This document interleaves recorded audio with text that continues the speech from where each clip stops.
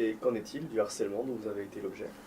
Alors, écoutez, c'est l'histoire. Moi, j'aime beaucoup l'histoire, donc je sais bien que l'excès de notoriété malheureusement, qui me concerne, ne peut amener qu'un excès, un déchaînement de, de haine proportionnée. Ne vous inquiétez pas, il y a autant de gens qui m'adorent, il y a des gens qui m'envoient des cadeaux, des gens qui me félicitent, qui me soutiennent, des gens qui m'applaudissent quand je passe, des gens m'arrêtent pour avoir des selfies. C'est plus. euh, Effectivement, ça prend une ampleur que je trouve trop importante. Et à l'occasion, ça suscite des diffamations. Un, dû au fait que j'ai pointé des dysfonctionnements très importants, en particulier à Paris. Et donc, il y a tout un groupe de Parisiens, y compris un qui est arrivé ici, qui me sont extrêmement hostiles parce que j'ai dit devant l'Assemblée nationale que la gestion avait été très mauvaise. Et que donc, un jour, la lumière sera faite sur cet épisode-là. Et ça sera autre chose que des diffamations qu'on fera là. C'est un contrat, est-ce qu'il aurait pu y avoir moins de morts? C'est une vraie question. Cette question-là, je pense bien qu'il y a des gens qui la craignent. Hein. Je suis assez lucide là-dessus. Et donc, il arrive à peu près n'importe quoi. Là, on a inventé, marquant mon nom, hein, que j'avais, moi, fait des essais thérapeutiques sur la tuberculose. Ça fait 20 ans que je n'ai pas vu une tuberculose. Moi, je ne savais même pas de qui il s'agissait. Il n'y a jamais eu d'essai thérapeutique qui a été fait sur la tuberculose. On avait proposé de faire, comme il y a une dizaine d'études dans le monde, mais ça a été refusé, de faire un traitement raccourci de la tuberculose. Ça nous a été refusé, on n'a fait aucun traitement raccourci de la tuberculose, point final. Donc c'est très bien. L'ANSM est venu ici, ce sont des gens très sérieux. Ils ont examiné, ils ont passé une semaine ici à regarder tous les dossiers, les fouiller, etc. Moi j'attends avec beaucoup de sérénité le compte-rendu de leur visite ici. Je suis très serein, je n'ai pas d'état d'âme. Ils aient trouvé quelque chose où ils pensent qu'ils sont en désaccord sur des choses mineures, sur lesquelles il n'y a pas de mort, il n'y a pas de blessés, il n'y a pas de choses, mais ils pensent qu'on a interprété la réglementation d'une manière différente de ce qu'ils interprètent. Très bien, c'est possible. Bon, écoutez, je ne me prends pas pour Dieu, je ne crois pas que je sois exempt d'erreurs.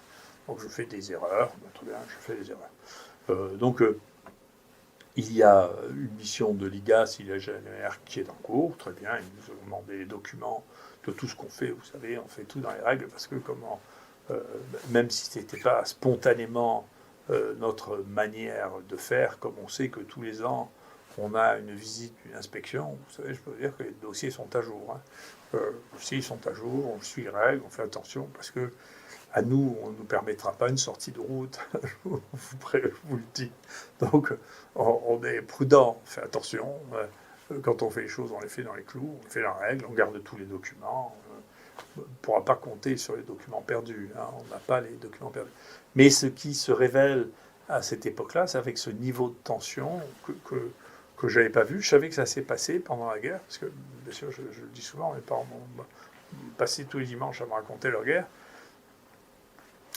C'est un, bien sûr, la diffamation, deux, la délation, c'est les dénonciations anonymes sur des choses qui sont inexactes, qui ont franchi un cap, là, qui ont utilisé des dossiers de malades. On n'a pas le droit de faire ça. Ça peut être puni de 15 000 euros et de 1 an de prison, de briser le secret médical pour l'utiliser à des fins différentes de la médecine.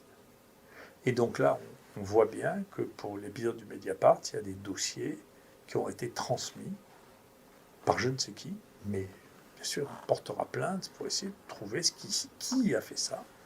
Moi, mon propre dossier, celui de ma femme, celui d'autres de mes collègues, a été violé dans cet établissement, l'assistance publique de Marseille. Et donc j'espère qu'il y aura une enquête nationale qui va être mis fin à cette histoire, parce que sinon, ça veut dire que pour me nuire, on peut regarder le dossier de n'importe quel malade, envoyer ça dans la presse et dire, regardez, y compris les malades que j'aurais jamais vus, regardez ce qu'ils font comme bêtises à l'assistance publique, et pas à l'assistance publique, parce qu'on dit, Il n'y a pas de dossier de malade dans l'IHU, il y en a zéro. Tous ces dossiers, c'est l'assistance publique. L'assistance publique loue des locaux dans l'IHU, met des malades dans l'IHU, a des médecins qui travaillent dans l'IHU, mais l'IHU est le propriétaire des murs. L'IHU n'a pas de responsabilité directe dans les malades. C'est les médecins qui travaillent ici, qui sont employés par l'assistance publique, qui ont cette responsabilité des malades. Donc, il faut faire très attention. Et d'ailleurs, c'est la raison pour laquelle toutes nos données sont accessibles. Ce ne sont pas nos données à nous, ce sont des données à assistance publique. D'accord ? Il faut que l'assistance publique s'occupe de sécuriser la confidentialité, le secret médical des médecins, où il faut arrêter l'informatique. Si on n'est pas capable de contrôler ce qui se passe là, ça veut dire que tout le monde peut avoir ses données médicales utilisées pour X raisons sans qu'ils le sachent et non anonymisées. Là, il s'agit de gens qui sont parfaitement reconnaissables. D'accord ? Donc, il faut faire très très attention là que la haine n'aveugle pas les gens. C'est ce qui se passe là. Les gens sont aveuglés par la haine. Et quand ils sont aveuglés par la haine, comme ça, je pense que les autorités doivent se poser des questions très très très très précises. Est-ce qu'on peut donner des responsabilités de cette nature pour des gens qui, pour avoir raison, sont prêts à transgresser des règles qui sont millénaires, hein. Vous savez, c'était le serment d'Hippocrate, mais ma bouche taira les secrets que j'aurais vus dans la maison de mes patients. C'est le serment d'Hippocrate. Moi, j'ai prêté ça comme serment. D'accord, donc, c'est très, très grave. D'accord.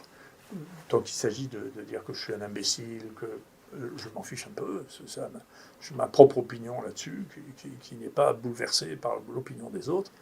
Mais ça, là, on touche à quelque chose qui est intouchable. On n'a pas le droit. C'est l'État qui doit garantir notre sécurité et c'est les fonctionnaires d'autorité qui doivent garantir notre sécurité et j'attends bien qu'ils le fassent. Merci beaucoup.